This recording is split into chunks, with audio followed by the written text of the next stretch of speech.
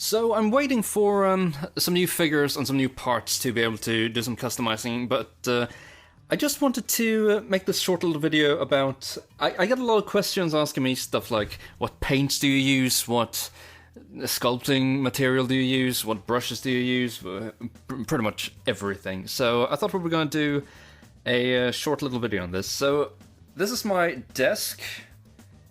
As you can see, it's incredibly disorganized. I have figures everywhere, and yeah, everything is just a mess. But we can go over it from the side here. So we got all my paints are here, and when I say no brand paint, which I sometimes have to do, it's traditional craft paint. The brand is Pebeo.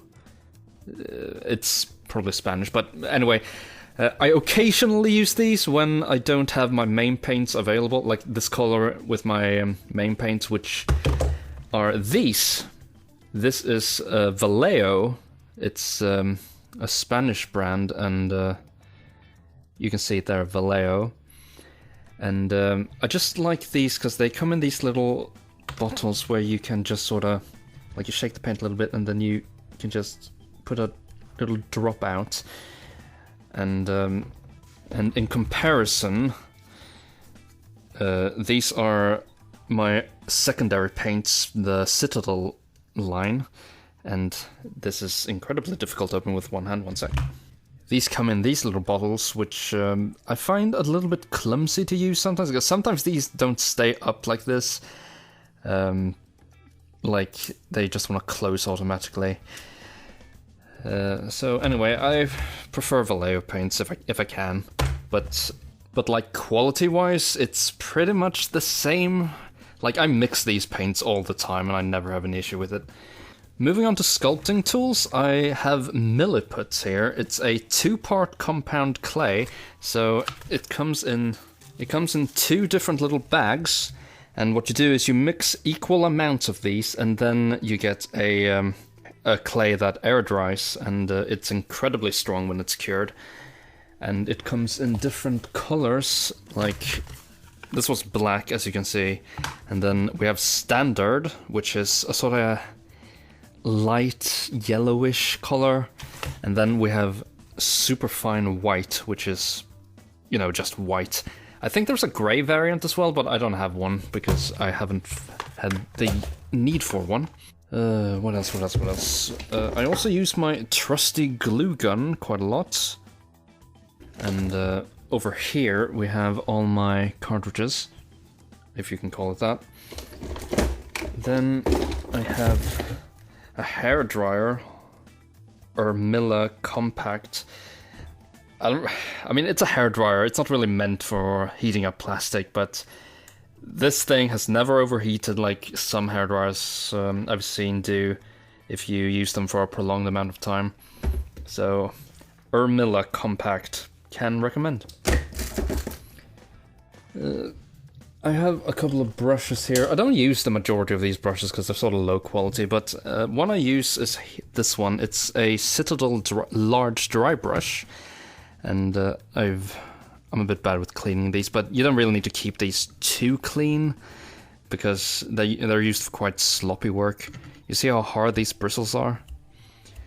Basically, I mean, I've gone through this before, but dry brush is when you just pretty much put a little bit of paint on the brush and then you wipe off the majority of it, and then you just sort of gently dust over the entire figure so it catches like the raised areas. Like, for instance, on this Thanos figure here, only the raised areas would be touched, and the crevices would be untouched. Speaking of this, here's Fodder, a whole lot of it. I don't really know what this one is categorized as. I usually categorize it quite well. I think it's mostly like hand pieces. With I got a head here, so I'm gonna move that over to my head box, which I'll show in a bit. I also use sandpaper, some fine sandpaper, to prep figures. Like, if you sand an area, paints will just stick easier to it. So yeah, use really fine sandpaper though, because the rougher it is, for if it's a rough kind, you'll just ruin the entire figure. Furthermore, I have these pliers here. They're good for when, say, I heat up like the lower legs and I want to put the pin back in. I'll just put the pin back and then give it a good squeeze, just like that, and everything will be fine. Toilet paper, very handy, because you're pretty much going to want to wash your brushes all the time. Speaking of brushes again, I have two I use for pretty much everything aside from that dry brush. I have this one, which is a Citadel, Citadel medium layer brush. I use this for pretty much the majority of my paint work. And then I have this one. This is an Army Painter Wargamer Insane Detail brush, which I use pretty much exclusively for eyes and tiny details. For obvious reasons, I don't use this to paint surfaces or anything, but incredibly handy, and I highly recommend this one. Sculpting tools, I use this thing. As you can see, it's rounded off here, and then these bits are angled. I don't really know what brand this is. I don't even think it is a brand, because I just bought them from China. If you eBay search sculpting tools on eBay, you'll probably find these, and I can highly recommend them, to be honest. I also use some files, some tiny files I have around, and also in sculpting I use this occasionally. So these are also sculpting tools I just bought from China on eBay for very cheap. Got rounded little tips so you can just get in areas and just work them smooth. And as you can see here, I got this water, which I can just dip my brushes and my sculpting tools in and whatnot. We also have toothpicks, super handy, because sometimes when you sculpt you want to make some lines, or if you make hair you want to, you know, do some squiggly lines. Furthermore, we have super glue. I don't really think it matters what kind of super glue you use, just... Oh yeah, if you're wondering why there's like a piece of plastic on top of the super glue, it's because for some reason whenever I use super glue, the cover always gets super glued stuck, so I just cut it open and then I can rip this off and just poke a hole whenever I need it. Moving on to more of my fodder, if you're interested in that. These are all pretty much hands. It turns out this one is like more like limbs. So these are hands. You can have a look if you want. All kind of goodies in here.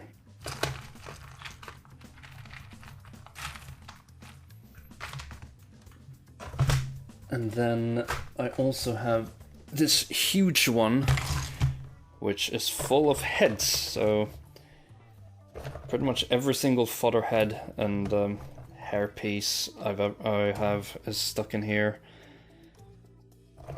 Even some more expensive stuff, like this is the Figure Arts Chewbacca alternate head, which honestly, I'll probably sell it because I have no use for it, and you know, I can't use it for any customizing. Here's a random shield. So, in a perfect world, this would be a lot more organized, but, you know, it's me, so it usually ends up not being organized. So yeah, that's pretty much everything I use, so now you can finally stop asking me what paints I use and what clay I use, so yeah. Sorry about the lack of content this past week. I've been working on a different channel, which would mean a lot to me if you would check out. It's a Goofy parody channel. You know, Goofy the Disney character, you probably know him.